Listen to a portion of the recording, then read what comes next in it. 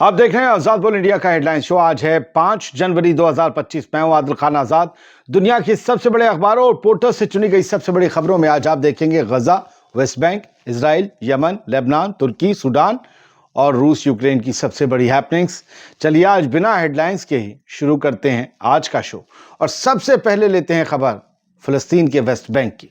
West Bank का एक शहर है नाब्लुस, नाब्लुस भी कहते हैं, नाब्लस भी कहते हैं, अलग अलग प्रोनाउंसिएशन है। यहाँ पर ज़बरदस्त तरीके से आईडीएफ और यहाँ पर जो रेजिस्टेंस मूवमेंट्स हैं उनके लड़ाकों के बीच झड़प हुई।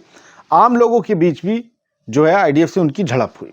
यहाँ पर आईडीएफ ज़रा आगे बढ़ने की कोशिश करती थी और उसको बार बार रहने वाले वेस्ट बैंक के नाब्लस शहर के मकामी पीछे खदेड़ देते थे। बार बार फिर आईडीएफ आगे बढ़े, फिर वो पीछे।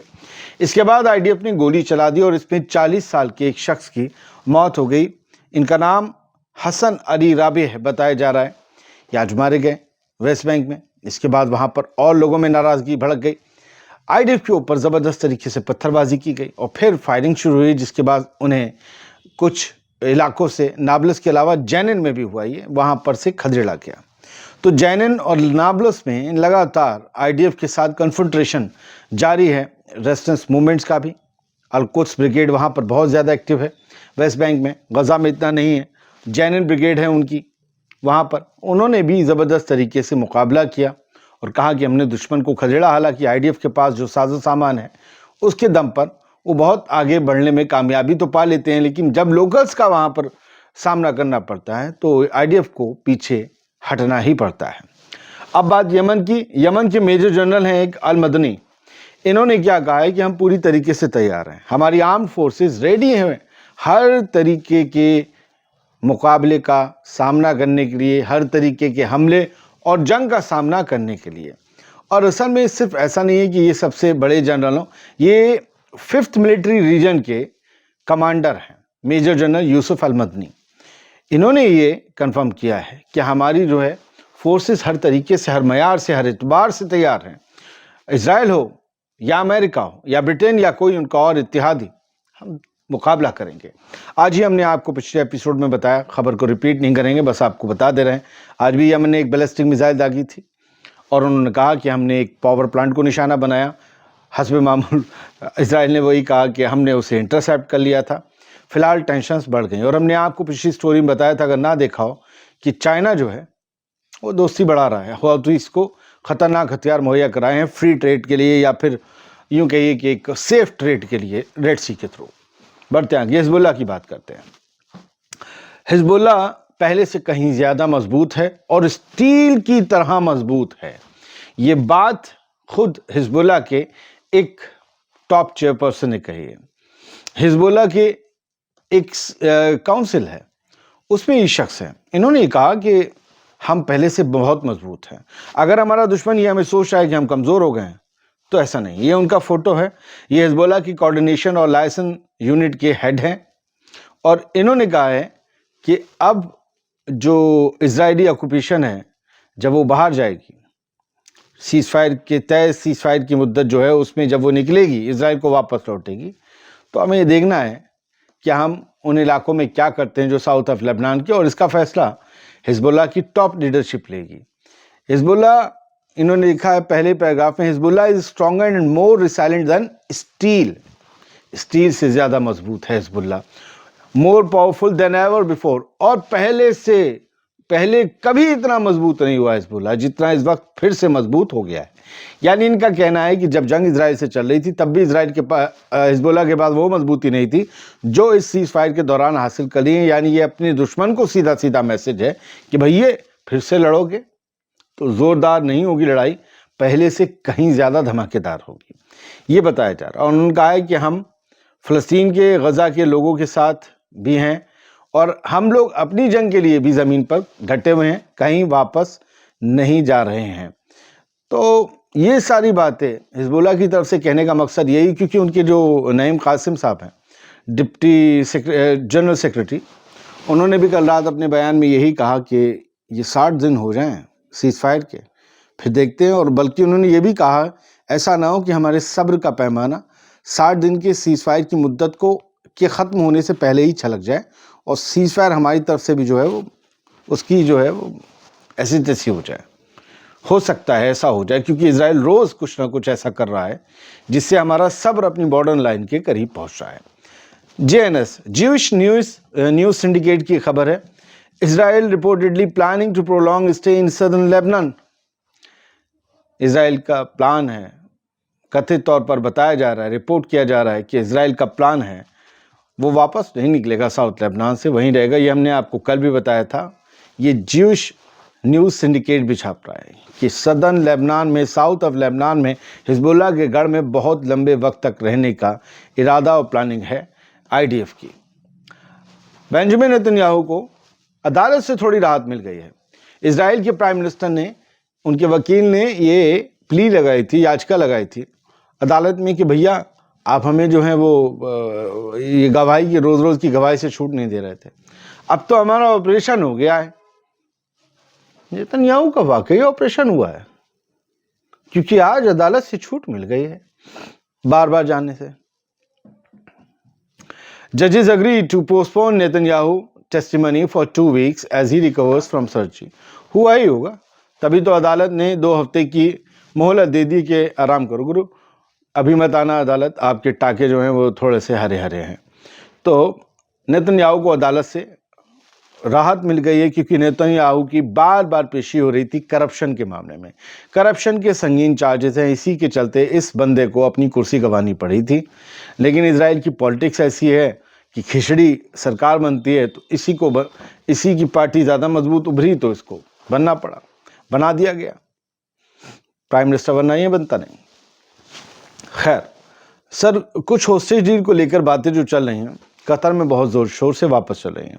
اسرائیلی آرمی ریڈیو نے بتایا، یہ الجزیرہ پیلسٹائن کا ٹویٹ ہے، عربی میں ہے، انگلش میں بتا رہا ہوں، کہ نیتنیاہو نے آج ایک ارجنٹ سیکیورٹی ڈسکشن، ایک ارجنٹ سیکیورٹی میٹنگ بلائی ہے اور آج وہ اس پر بات کرے گا پرزنر ایکسچینج ڈیل پر کہ کتنے ہم نے قیدی چھوڑنے ہیں، کتنے ہمارے ہوسٹیج ہمیں حاصل کرنے ہیں، کون کون حاصل کرنے ہیں.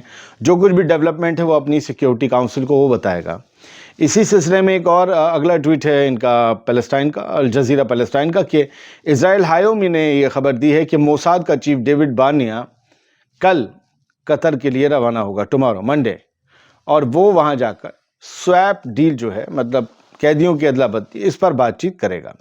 جلدی بڑھتے ہیں. 457 دن ہو چکے ہیں اسرائیل کے لگاتار جاری حملے جو غزہ پر ہیں اس میں، اور اس کے بارے میں کچھ نیوز نیٹ ورک نے غزہ کی منسٹری آف ہیلتھ کے حوالے سے جو آنکڑے دیے ہیں وہ آپ کے سامنے رکھنے جا رہا ہوں. غزہ کی خبریں آپ کے سامنے آ رہی ہیں.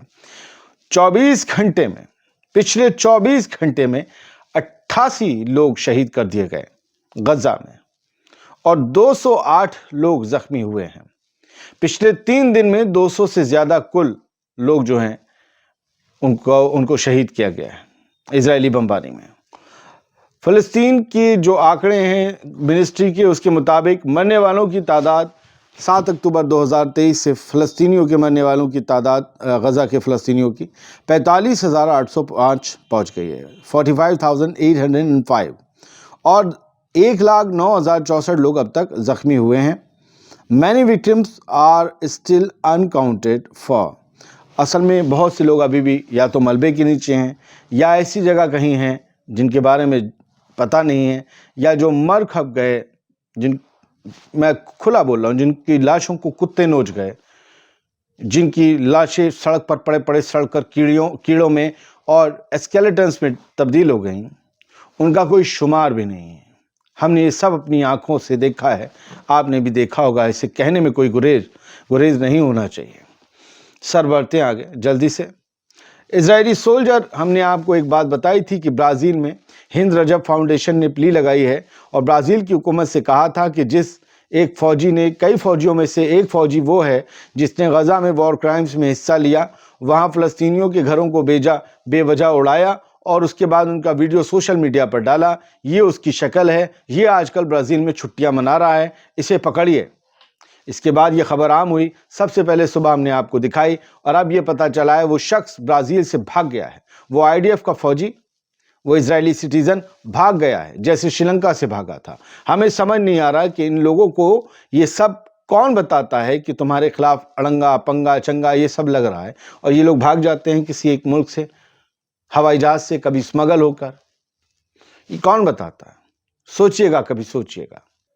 फलस्तीनी लगातार शहीद हो रहे हैं, गजा बर्बाद हो चुका है, तबाह हो चुका है, इजराइल के हमले जारी हैं, फिर भी पूरी दुनिया में फलस्तीन धड़कने लगा है, लोगों के दिलों में बसने लगा है। ये न्यूजीलैंड की दीवारें हैं, किसी सड़क के पास की दीवारें, वेलिंगटन शहर की, जहां लिखा हुआ है करेज इज मेड इन फलस्तीन, कि हिम्मत और जज्बा कहीं पैदा होता है तो उस सरजमीन का नाम फलस्तीन है। कहीं जुर्रतें पैदा होती हैं, कहीं बहादुरी पैदा होती है तो ज़मीन का नाम फ़लस्तीन है। ये लिखा है करेज is made in Palestine, free Gaza. ठीक है, और ये फ्री डॉक्टर हुसाम। ये सड़कें हैं लीड्स शहर यूके की, यूनाइटेड किंगडम की, जहां पर ये डिमांड की जा रही है कि नॉर्थ गजा के कमाल अदवान हॉस्पिटल के डायरेक्टर, जो टैंक्स के बीच में से होते हुए, जिन्होंने आखिर में जाकर अपने मरीजों के निकलने के बाद सरेंडर किया था, जिनका इजरायली हुकूमत पता नहीं दे रही, इजरायली फौज कह रही हमने गिरफ्तार नहीं किया, जबकि वो उनके टैंक में ही घुसे थे। दुनिया में अब डॉक्टर हुसाम की आवाज़ उठ रही है, जिन्होंने अपने मरीजों को आखिरी दम तक धमकियों के बाद, अपनी फैमिलीज को गंवाने के बाद, अपनी फैमिली मेंबर्स को नहीं छोड़ा, अपने मरीजों को। उसके बाद उन्हें आखिर जब उनके अस्पताल को आग लगा दी गई, तब वो अपनी मरीजों को लेकर निकले, आखिर में सबसे निकले। और जब वो जा रहे थे तो दुनिया ने उस तस्वीर को देखा। अब उन्हीं डॉक्टर हुसाम के लिए कहा जा रहा है कि इन्हें आज़ाद कीजिए और हेल्थ केयर पर टारगेट नहीं होने चाहिए, हमले नहीं होने चाहिए, जो इजराइल लगातार कर रहा है अस्पतालों पर। ये तुर्की के डॉक्टर हैं, जिनकी 4 तस्वीरें बारी बारी देखिए। तुर्की के डॉक्टर्स इर्जुरुम शहर में बैठे हुए हैं, डॉक्टर हुसाम अबू सफिया के लिए आवाज़ बुलंद कर रहे हैं, जो कि कमाल अदवान हॉस्पिटल के डायरेक्टर थे। अभी फ़िलहाल वो कहाँ हैं उनकी पता नहीं है, लेकिन तुर्की के डॉक्टर उनकी आज़ादी की मांग कर रहे हैं, प्रोटेस्ट कर रहे हैं। उन्हीं की तरह उन्होंने अपने हाथ बांध रखे हैं, कीफ़ामों पे लपेट रखा है, और उन्होंने यही एक आवाज़ उठाई है, खामोश रहकर मुंह पर पट्टी बांधकर, कि हम पर हमले मत करिए, हम लोगों को बचाते हैं, हमें बचा लीजिए, हमारे साथी को बचा लीजिए। और ये आगे बढ़ते हैं, हम ये बताते हैं, ये वो लड़की है जिसका कल वीडियो जारी किया है हमास ने। ये हमास के कब्ज़े में है, और ये आईडीएफ की कभी ये फौजी हुआ करती थी, जिसका आप दूसरी तरफ तस्वीर देख रहे हैं। ये लोग रील्स बना के नाचा करती थी। तो दोनों अगर आप देखेंगे तो इस लड़की के चेहरे में कोई फ़र्क नज़र नहीं है। ऐसा नहीं लग रहा है कि इसका वेट 1 पैसा भी कम हुआ है। यानी हमास ने इसकी डाइट का पूरा ख्याल रखा है। भले गज़ा के लोग भूखे मर रहे हैं, लेकिन हमास ये दुनिया को पैगाम दे रहा है कि वो अपने हॉस्टेजेस का, जिन्हें वो उठा कर लाया है इजरायली इलाकों से, उनका पूरा ख्याल रख रहा है, उन्हें मार तोड़ नहीं रहा बल्कि खाना खिला रहा है।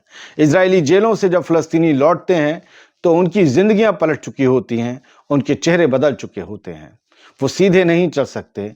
कोई 40 किलो वेट का 40 कम करवा कर आता है वेट अपना, मतलब उसको भूखा इतना रखा जाता है कि 40 किलो वेट गिर जाता है। इस लड़की का वज़न कहीं से नहीं गिर रहा। ये 2 जुलाई को रिलीज़ हो सकती थी, जब हमास पूरी तरीके से अग्री था इजराइल के ऑफ़र पर, लेकिन फिर बेंजामिन नेतन्याहू ने पंगा लगाया और ये लोग गुलाम रह गए। यही मोहम्मद शाहिदा ने इस फ़ोटो को जो है शेयर करते हुए लिखा है कि फ़िलहाल तो इस लड़की का, जिसका नाम है लीरी अलबाग, ये हमास के कब्ज़े में है। इसका वीडियो आया तो इसने वही कहा जो कहना चाहिए था। हमास के इस वीडियो को इजराइल ने प्रोपेगेंडा बताया। जब ये बोल रही थी इसके पैर काँप रहे थे। इसमें अब भी ज़िंदगी जीने की चाह बाकी है, लेकिन बेंजामिन नेतन्याहू के अड़ंगे इसको मौत की तरफ धकेल रहे हैं। अरब न्यूज़ ने लिखा है कि सूडान के आर्मी चीफ ने तुर्की के ऑफ़र का वेलकम किया है, खैर मकदम किया है, क्योंकि तुर्की ने अभी पिछले महीने ही ये कहा था कि हम पहल कर सकते हैं कि सूडान का मामला सुलझ जाए, और जो यहाँ आर्मी और पैरामिलिट्री फोर्स की वजह से एक सिविल वॉर छिड़ी हुई है, जिसमें हज़ारों लोग, लगभग जो है 20 महीने से ये जंग छिड़ी हुई है, जिसमें हज़ारों लोग मारे गए हैं, वो जंग बंद हो जाए और सूडान के लोग आराम से रह सकें। अब्दुल अल फताह अल बुरहान हैं सूडान के आर्मी फोर्सेस के। इन सब ने अब इस 20 महीने पुराने कॉन्फ्लिक्ट को ख़त्म करने की बात की है। एर्दोगन ने ये पेशकश की थी। उन्होंने तुर्की के फॉरेन मिनिस्टर के सामने ये इज़हार किया है, सूडान के आर्मी चीफ ने, कि हमें आपकी बात कबूल है, आप प्लीज़ बातचीत का रास्ता आगे बढ़ाइए। रूस ने एक बड़ा दावा किया है कि उसने यूक्रेन के एक मिग 29 को हवा में मार गिराया है। ये फाइटर जेट यूक्रेन का था। यूक्रेन की ताकत में से एक है। सिर्फ सुखोई और F-16 नहीं, मिग फाइटर्स ने बहुत नाम कमाया है। मिग 29 की कीमत मैंने पढ़ी तो एडवांसमेंट और अलग अलग मॉडल्स के चलते 20 से 30 मिलियन डॉलर का ये एक एयरक्राफ्ट आता है। इसके अलावा 410 और फौजी मारने का भी दावा रूस की तरफ से किया गया है। यूक्रेन को रूस के मुताबिक भारी नुकसान पहुंचा है। बहुत बहुत शुक्रिया। सलामत रहिए, खुश रहिए।